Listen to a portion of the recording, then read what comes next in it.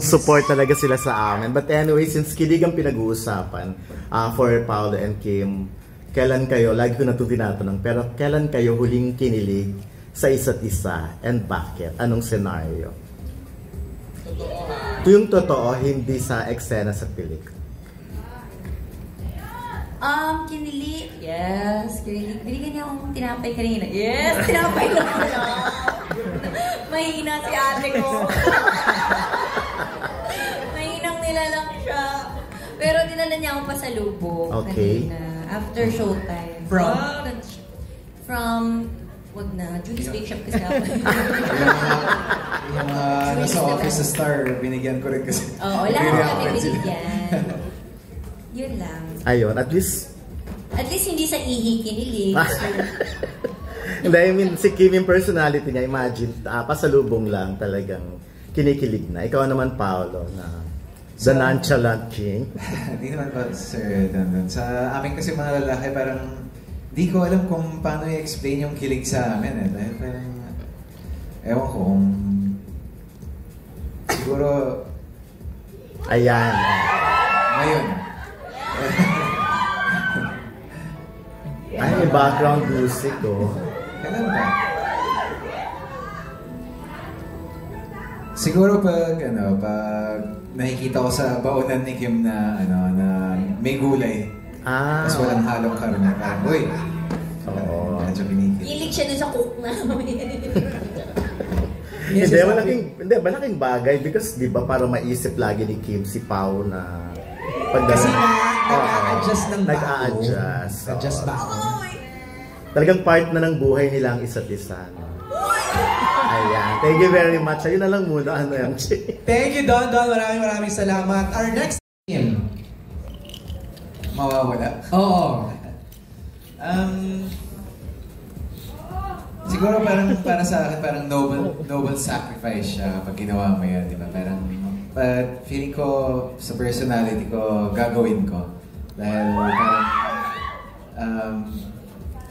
ayokong ipagkait sa kahit kaninong tao yung pakiramdam ng may nagmamahal sa kanya. Ganda! Thank you, Pao! Don, ngayon, super funny na siya. Yung ang dami niya ng comedic timing, yung iba, parang syempre nakakakaba din pag nakakatrabaho mo lagi yung tao and hindi mo alam kung ano yung susunod mong may offer as screen partner, di ba? Parang there's always something new pag nakakatrabaho mo yung isang Paolo Abilino. Yeah! Kasi very dedicated siya, so may hiya ka kung hindi mo iibahin kasi nag-iba siya eh. Yung iba yung atake niya, iba yung, wala, paano ito isa lang atake ko? So, iniba ko na lang din yung serious tayo ng content. Kasi parang mas napupush ka to be a better actor kapag katrabaho mo siya. Hindi ka lang adjust Paolo, adjust acting ka rin, ha? Yes, adjust acting tayo. Lumibel tayo sa isang Paolo B. Adjust lahat, no? Grabe. Adjust na! Parang any moment sasabog na siya. Okay. In this one. Actually, now that I think about it, parang never lumampas ng 2 beses kung katrabaho lagi yung mga leading ladies natin. Either if it's in the sa series or sa movie. Sa pagkakaalala ko. Pero yung parang ngayon na natanong sa akin, parang siguro yung sagot ko dyan, parang hindi nakakasawang katrabaho si Kim.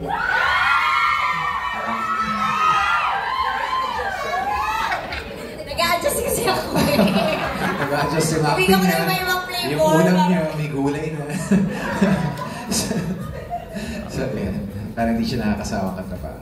Pero Pao, I know sometimes it's like management's decision when they offer you projects, let's say, to work with Kim. This is the 3rd time. Meron pa rin yung element ng personal decision.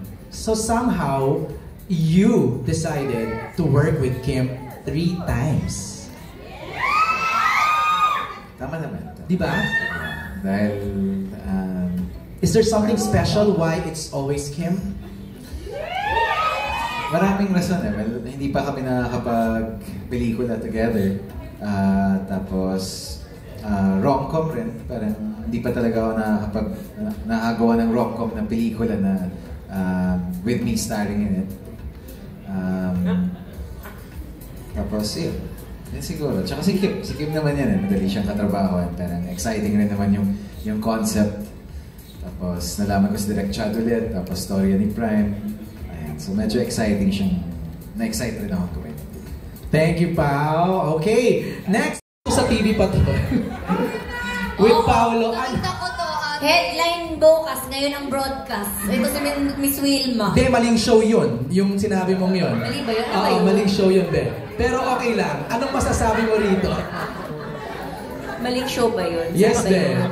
Pero love Kulab kita. na kasi ngayon ni Kulab. Yeah. Ulit. Siyempre kay MJ tayo. Yeah. MJ for life. O, ano mo na masasabi mo doon na binuking ni Wilma nag-hint? Buti pa siya alam niya. Ay, di na. Wilma doesn't give hints. Oh, ano kayo? Kayo ang gulo-gulo nyo. Tapos, Explain mo, diba? explain. Okay, anong headline? Wilma doesn't give hints. O, bakit ako kino-question na yun? Wala ko. Sabi nga sa'yo, ito naman madamot. Ayaw magbigay ng hint. Okay. Nung tinanong ako kung sila ba, sabi ko, kasi lagi sila sa tent eh. Oh, masama ba yun? Tapos, sila ba? Parang. Tapos, yun yun. Oh, tapos yung nag-headline, Wilma doesn't give hint. So, hindi yung totoo. Wilma doesn't said. Doesn't nga, di ba? Actually, si Miss Wilma, ano talaga siya? Push na push. Gusto niya nga gumawa ng GC, di ba? Hindi ako, si Lovely yung gusto gumawa ng GC. Kwento mo yung GC mo.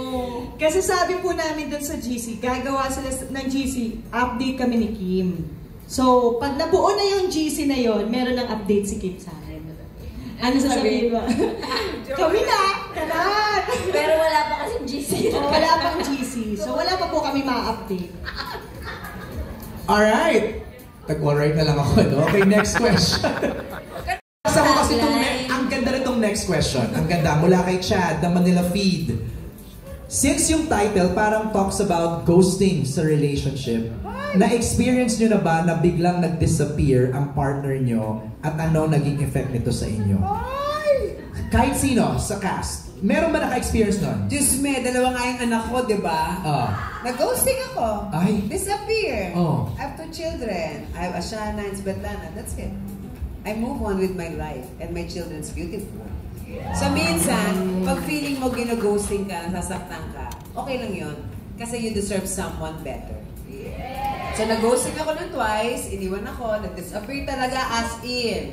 And then I found my last love. O, di better. Buti na lang, ginosting nila ako. Kung di ko makakilala si Bebe Love ko. Kaya okay lang yung girl. Eto na ang nasya lang about it. Hindi na kasi nag-ghost. Nagpaalam naman sila. Sabi niya lang, Kim, alis na kami.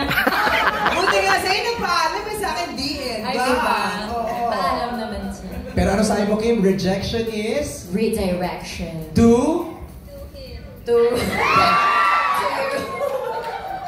Anybody else from the cast naka-experience nun? Bukas, syempre lahat ng sadness, lahat ng pain, gusto ko maalis na yun para happy na lang.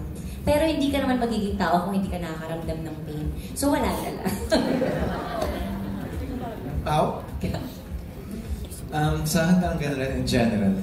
Siguro yung mga pain na nararamdaman ng mga tao. Mga paghihirap nila. Ayan, sana, kung pwede lang mawala at pwedeng tanggalin. But ika nga sabi ni Kim, kailangan nating pagdaanan yun because Yes, because it's part of being human. Yes, at saka growth. Correct. Uy,